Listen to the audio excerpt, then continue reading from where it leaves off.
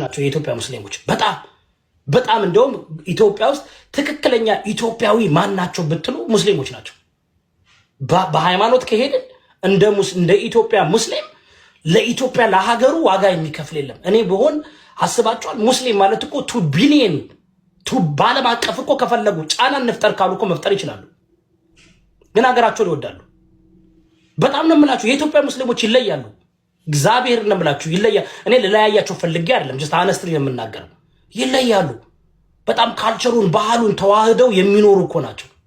ግን በጣም ጠንካራ ሙስሊሞች ከመጡ ጠንከር ያሉ እምነታቸውን በአግባቡ የሚያስተምሩ ሃይማኖታቸውን በደንብ አድርገው መጠበቅ ሲጀምሩ ጽንፈኛ ይባላሉ፣ አክራሪ ይባላሉ። እኛም ሳናስበው ክርስቲያኖች ስለሆንን ሳናስበው እኔ እውነቴን ነው የፈለገ ቢሆን በዚህ ደረጃ መውረድና መዝቀጥ ተገቢ ነው ብዬ አላስብም። አቡበከራውን ከስንት ጽም ከነ ዘመድኩን በቀለ ጋር ነው የምናወዳድረው። የሙስሊሞችን ንግግር አምጥታችሁ ከነማን ጋር ነው የምናስተያየው? ከቅዱስ ሲኖዶስ ውስጥ ያለው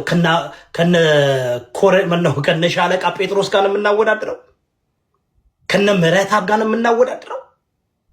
አንተ ኦርቶዶክሶች እኮ ሀቅ ለመናገር እኮ የሚሰማቸው እኮ ኢትዮጵያ እኮ የግላቸው የብቻቸው አሁን እኮ ነው እየስተካከሉ የመጡት። አሁን እኮ በብልጽግና ዘመን ዶክተር አብይ አህመድ እኮ ነው ትንሽ እኮ ስርዓት እያስያዛቸው የመጣ እንጂ በጣም እኮ ልቃፎች እኮ እንደፈለጉ እኮ ነው የሚናገሩ። ጴንጤውን፣ ሙስሊሙን፣ ዋቄፈን